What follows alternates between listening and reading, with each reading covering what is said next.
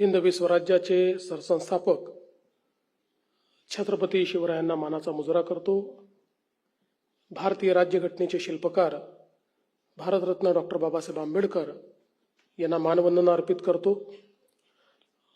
रतन टाटा महाराष्ट्र राज्य कौशल्य विद्यापीठाच्या या पहिल्याच दीक्षांत समारोहामध्ये मंचावर उपस्थित असलेले भारताचे माननीय उपराष्ट्रपती आदरणीय श्री सी.पी. राधाकृष्णनजी, आपले राज्यपाल आदरणीय जिष्णुदेव वर्माजी, आपल्या उपमुख्यमंत्री सुनेत्राताई पवार, आपले कौशल्य विकास मंत्री मंगलप्रभात लोढाजी, मुख्य सचिव राजेश अग्रवालजी, अतिरिक्त मुख्य सचिव श्रीमती मनीषा वर्मा, आपल्या या विद्यापीठाच्या पहिल्याच कुलगुरू डॉक्टर अपूर्वा पालकर, या ठिकाणी सर्व अकॅडमिक काउन्सिलचे मेंबर्स, विद्यापीठाच्या परिवारातील सर्व परिवारजन,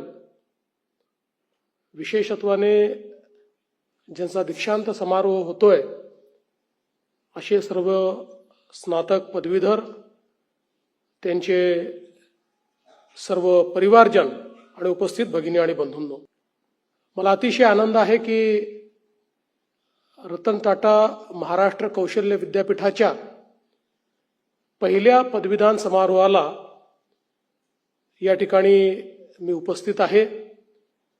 आणि मंगलजींनी सांगितलं त्याप्रमाणे ही गौरवाची गोष्ट आहे की या पहिल्याच समारोहाला माननीय उपराष्ट्रपती महोदय हे प्रमुख पाहुणे म्हणून या ठिकाणी उपस्थित आहेत.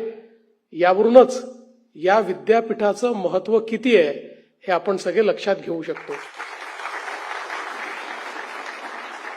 खरं तर आपल्या देशामध्ये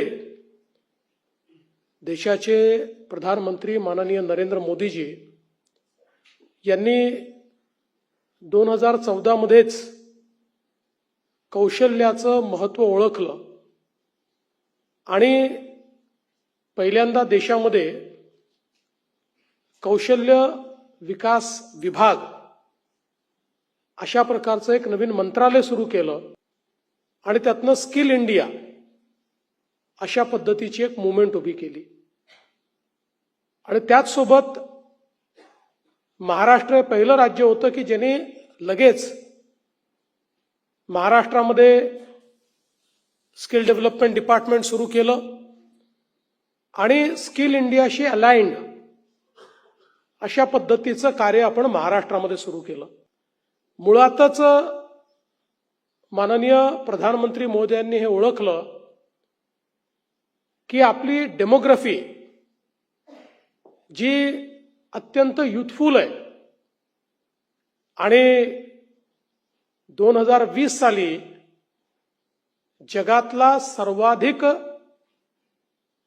युथफुल पॉप्युलेशन असलेला नेशन असलेला देश हा भारत होणार आहे हे लक्षात घेऊन त्यांनी या संपूर्ण स्किल इंडियाची रचना केली.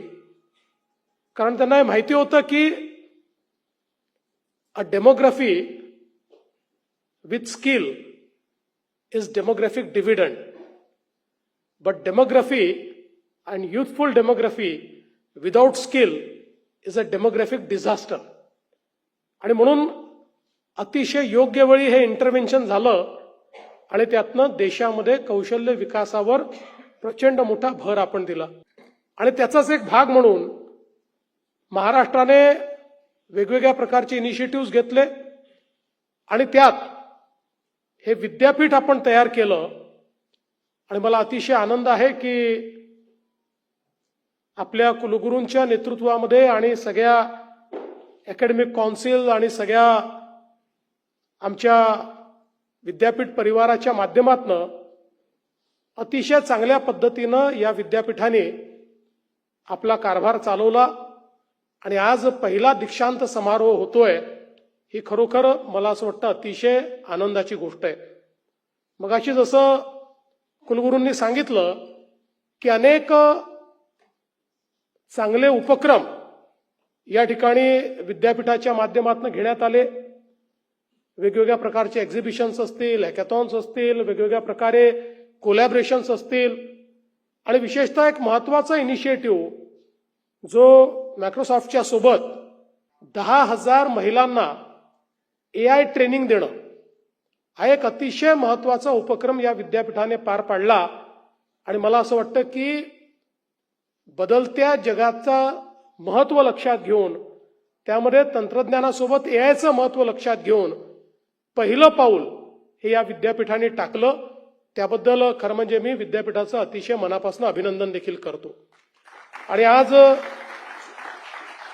या ठिकाणी इंजिनिअरिंग, सायन्स आणि कॉमर्स अशा विविध स्ट्रीम मधले जे आमचे विद्यार्थी आहेत त्यांना डिग्री कन्फर झालेली आहे. आणि निश्चितच भारतासारख्या देशामध्ये ज्यावेळी आपली अर्थव्यवस्था अतिशय गतिशीलतेनं वाढते आणि विशेषतः चौथ्या जगातल्या सर्वाधिक मोठ्या अर्थव्यवस्थेकडनं तिसऱ्या अर्थव्यवस्थेकडे जगातल्या आपण भरारी घेतोय, अशा या परिस्थितीमध्ये अर्थव्यवस्थेची गती टिकवण्याकरता, ती वाढवण्याकरता सगळ्यात महत्त्वाचं काही असेल तर कौशल्य प्रशिक्षित मानव संसाधन हेच अत्यंत महत्त्वाचं आहे. कारण कदाचित गेल्या शतकामध्ये किंवा याही शतकाच्या सुरुवातीला कॅपिटल हे अधिक महत्त्वाचं होतं आणि सर्व प्रकारचे उद्योग, इन्व्हेस्टमेंट हे कॅपिटलवर आधारित इकोसिस्टीम तयार करत होते. पण आता त्याहीपेक्षा महत्त्वाचं ह्युमन कॅपिटल झालंय, मानव संसाधन झालंय. आणि आता जगातले जे काही गुंतवणूकदार आहेत, ज्या काही गुंतवणुकीचे ओघ आहेत, हे कुठे जाणार याचं डिसिजन मानव संसाधन कुठे उपलब्ध आहे याच्या आधारावर घेतलं जातं. आणि म्हणूनच आज कौशल्य अत्यंत महत्त्वाचं झालेलं आहे.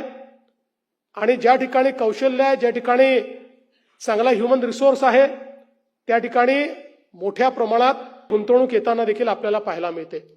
महाराष्ट्रासारखं राज्य जे आज फॉरेन डायरेक्ट इन्व्हेस्टमेंटमध्ये देशात पहिल्या क्रमांकावर आहे. देशात येणाऱ्या एकूण FDI पैकी 31% इन्व्हेस्टमेंट ही आपल्या महाराष्ट्रामध्ये येते. मोठ्या प्रमाणात देशाचं मॅन्युफॅक्चरिंग हब म्हणून महाराष्ट्राकडे पाहिलं जातं. आज देशाच्या मॅन्युफॅक्चरिंग सेक्टरमध्ये सर्वाधिक कॉन्ट्रीब्युशन देणारा महाराष्ट्र आहे. देशाचं स्टार्टअप इकोसिस्टीममध्ये स्टार्टअप कॅपिटल महाराष्ट्र आहे. आणि त्यासोबत देशातले सर्वाधिक युनिकॉर्न्स आपल्याला महाराष्ट्रामध्ये पाहायला मिळतात. फिनटेकमध्ये महाराष्ट्र लीडर आहे. त्यामुळे वेगवेगळ्या क्षेत्रात महाराष्ट्राने ही जी भरारी घेतलेली आहे आणि आपण बघितलं असेल नुकतंच डावोसमध्ये जवळपास 30 लाख कोटी रुपयाची इन्व्हेस्टमेंट ही आपल्या महाराष्ट्रामध्ये त्याचे करार आपण केलेले आहेत. या सगळ्या गोष्टी जर आपल्याला अशाच पद्धतीनं पुढे न्यायच्या असतील तर यात सगळ्यात महत्त्वाचं कौशल्य प्रशिक्षित अशा प्रकारचं ह्युमन रिसोर्स हा महाराष्ट्रामध्ये तयार करणं गरजेचं आहे. मी परवा ज्यावेळेस महाराष्ट्राचा अर्थसंकल्प मांडला त्यावेळी देखील सांगितलं की महाराष्ट्र जर वेगळं राष्ट्र असतं, had it been a separate country, Maharashtra would have been world 30th biggest economy. जगातली 30वी सगळ्यात मोठी अर्थव्यवस्था ही महाराष्ट्र राहिला असता. आणि ज्या गतीनं महाराष्ट्र आज प्रगती करतोय, in next 2 years we will surpass the economy of UAE and Singapore. त्यामुळे इतक्या गतीनं आपण ज्यावेळी या ठिकाणी प्रगती करतोय त्यावेळी कौशल्य हा सगळ्यात महत्त्वाचा घटक आहे. आणि म्हणूनच मला अतिशय आनंद आहे की आज आपल्या कौशल्य विकास विद्यापीठाने अतिशय चांगली गती घेतलेली आहे. आणि याच्याकडे आपण एक प्रकारे हबच्या रूपानं पाहतो आणि यातनं विविध संस्थांना आणि विविध इन्स्टिट्यूशन्सला चांगल्या पद्धतीचं मार्गदर्शन व्हावं असा आपला प्रयत्न आहे. आज आपण पाहतो की विशेषतः AI मुळे जॉब मार्केट अतिशय वेगानं चेंज होत आहे. आणि आमची जी पारंपरिक पद्धती आहे त्या पद्धतीनं आम्ही ज्या प्रकारचे बदल आमच्या संपूर्ण जॉब मार्केट करता लोकांना ट्रेन करण्याकरता करायचो किंवा आमच्या पारंपरिक विद्यापीठांमध्ये ज्या प्रकारे कोर्सेस तयार करणं किंवा त्याच्या संदर्भातले निर्णय घेणं याकरता जो काही काळ लागतो, आता तो काळ आपली आताची इकोसिस्टीम अफोर्ड करू शकत नाही. त्यामुळे आता आमच्या विद्यापीठांना अतिशय फ्लेक्झिबल व्हावं लागेल आणि जॉब मार्केटचा विचार करून त्याला सुटेबल अशा प्रकारचा ह्युमन रिसोर्स हा अत्यंत वेगाने तयार करावा लागेल. आता कुठलंही विद्यापीठ, ते पारंपरिक विद्यापीठ असो, ते कौशल्य विद्यापीठ असो, ते कुठलं अगदी एखाद्या गोष्टीला डेडिकेटेड विद्यापीठ असो, कुठलंच विद्यापीठ हे जॉब मार्केटपेक्षा वेगळं राहू शकत नाही, ते सायलोमध्ये काम करू शकत नाही. आता इंडस्ट्री सोबत, बिझनेस सोबत, कॉमर्स सोबत विद्यापीठांना काम करावं लागेल आणि अगदी डे टू डे बेसिसवर जॉब मार्केट जे बदलत आहे त्याला आपण कसं अकोमोडेट करू शकू आणि त्याच्याकरता ह्युमन रिसोर्स आपण कसा ट्रेन करू शकू याचा विचार हा विद्यापीठांना करावा लागेल. आणि म्हणून मला असं वाटतं की आता AI लिव्हिंग लॅब हा जो एक कॉन्सेप्ट आपण आणलेला आहे अतिशय उत्तम कॉन्सेप्ट आहे की ज्याच्यामुळे आपण मोठ्या प्रमाणात रिअल वर्ल्ड मधले जे प्रॉब्लेम्स आहेत ते सॉल्व्ह करण्याकरता हँड्स ऑन ट्रेनिंग हे आपल्या विद्यार्थ्यांना देण्याचा प्रयत्न करतो आणि वेगवेगळ्या प्रकारचे जे कोलॅबरेशन्स आपण केलेले आहेत त्यामुळे मला विश्वास आहे की आता ज्या काही नवीन टेक्नॉलॉजीज येत आहेत, विशेषतः फ्रंटियर टेक्नॉलॉजीज असतील, वेगवेगळ्या प्रकारे AI मुळे जे काही एक या ठिकाणी वादळ आलेलं आहे, या वादळाचा समावेश देखील आपल्या संपूर्ण व्यवस्थेत होईल आणि त्या वादळाचा सामना करत त्याला अनुरूप अशा प्रकारचा ह्युमन रिसोर्स हा तयार करण्याचं काम आपण निश्चितपणे करू हा विश्वास मी या निमित्ताने व्यक्त करतो. आणि पुन्हा एकदा आपल्या या विद्यापीठाला अतिशय मनापासून शुभेच्छा देतो. जे विद्यार्थी आज या ठिकाणी स्नातक होत आहेत, जे डिग्री प्राप्त करतायत, त्यांना त्यांच्या भावी आयुष्याकरता खूप शुभेच्छा देतो. मला असं वाटतं की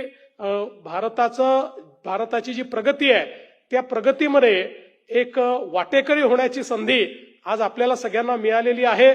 या ग्रोथ जर्नीचे पार्ट आपण आजपासून होणार आहात. त्यामुळे निश्चितपणे आपल्या स्वतःच्या आणि परिवाराच्या उन्नतीसोबत समाजाचं आणि देशाचं देखील आपण काय त्यांना तिथे योगदान करू शकतो हा विचार आपण सर्वांनी मनात ठेवावा अशा प्रकारची आपल्या सर्वांना विनंती करतो. आणि या पहिल्या पदवीदान समारंभामध्ये मला निमंत्रित केल्याबद्दल विद्यापीठाचे आभार मानून मी माझे 2 शब्द संपवतो. धन्यवाद. जय हिंद, जय महाराष्ट्र.